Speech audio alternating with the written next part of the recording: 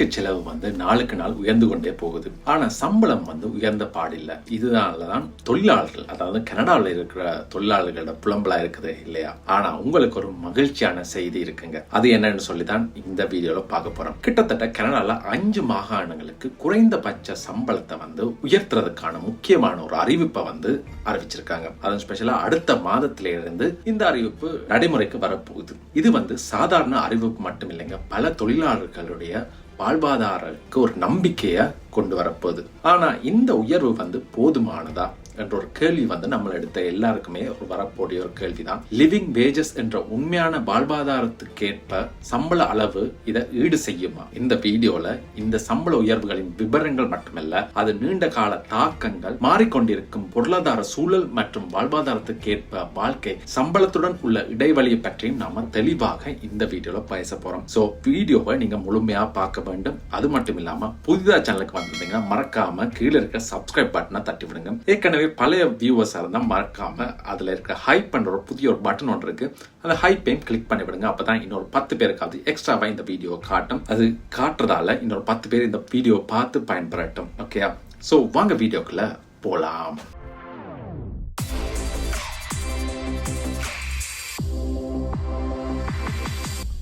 நான் முதலே சொன்ன மாதிரி தான் வாழ்க்கை செலவுகள் நாளுக்கு நாள் அதிகரிச்சு வர்ற இந்த நிலையில 5 மாகாணங்களுக்கு குறைந்தபட்ச சம்பள தொகை உயர்த்தி இருக்கிறாங்க. இந்த சம்பள தொகை கிட்டத்தட்ட அக்டோபர் மாதம் 1ஆம் தேதியில இருந்து அமலுக்கு வருது.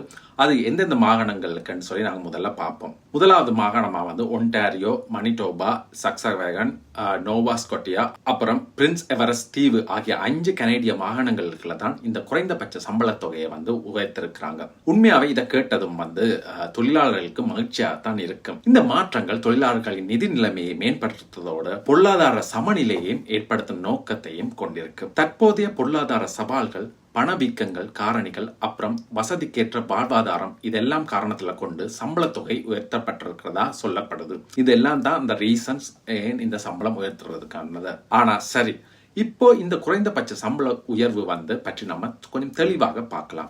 அக்டோபர் 1ஆம் தேதியில இருந்து ஒன்டாரியோவில் பொதுவான குறைந்தபட்ச சம்பளம், அதாவது மணிக்கு $17.6 உயர்வடைய போகுது. இந்த மாற்றம் பணவீக்கத்தின் தாக்கத்தை சமாளிக்கும் வகையில தொழிலாளர்களின் பாதுகாப்பில் மாகாணத்தின் உறுதிப்பாடையும் பிரதிபலிக்குது.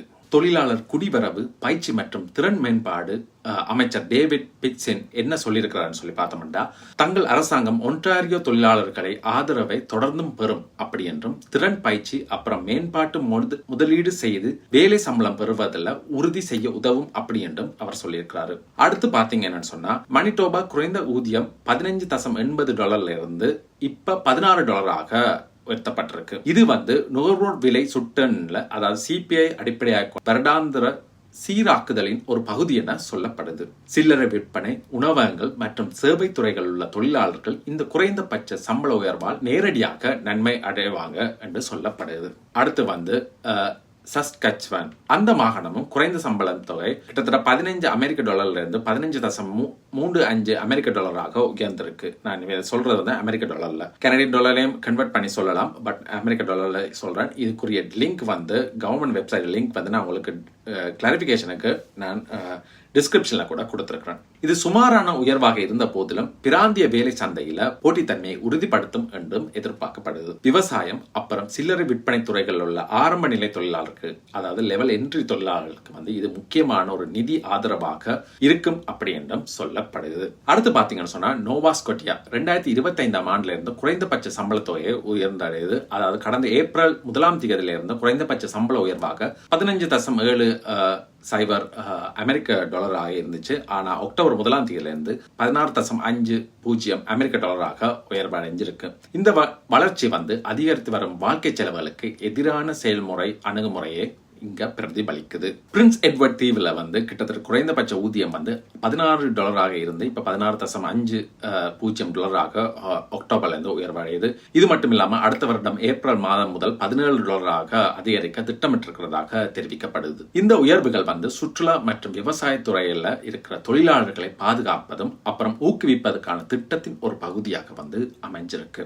இந்த உயர்வுகள் தொழிலாளர்களின் நிச்சயமாக நன்மை தந்தாலும் வாழ்க்கை சம்பளத்தில், அதாவது லிவிங் வேஜஸ் ஈடு செய்ய போதாது அப்படி என்றதுதான் அரசியல் மற்றும் பொருளாதார விமர்சகர்களின் கவலையாக இருக்குது. உதாரணமாக பார்க்க போனோம்னு சொன்னா ஒன்டாரியோல குறைந்தபட்ச சம்பள தொகை வந்து மணிக்கு வந்து 17.60 இருந்தாலும் டொரண்டோ அப்புறம் ஒட்டாவல்ல வந்து லிவிங் வேஜஸ் வந்து கிட்டத்தட்ட $20 முதல் $25 வர இருக்கு. அது மட்டும் இல்லாம மணிட்டோபால வந்து குறைந்தபட்ச சம்பள தொகை 16 இருந்து, ஆனா நகர்ப்புற வாழ்க்கையில வந்து $18 $22 வர இருக்குது. அதான் நம்ம வாழ்க்கை செலவுகள்னு சொல்லலாம். அதே மாதிரி PEE மற்றும் நோவா ஸ்கொட்டியா மினிமம் வேஜஸ் $16.50 இருந்தாலும் சாக்ரமென்டோல கிட்டத்தட்ட 21 இருந்து 23 வரை இருக்கு.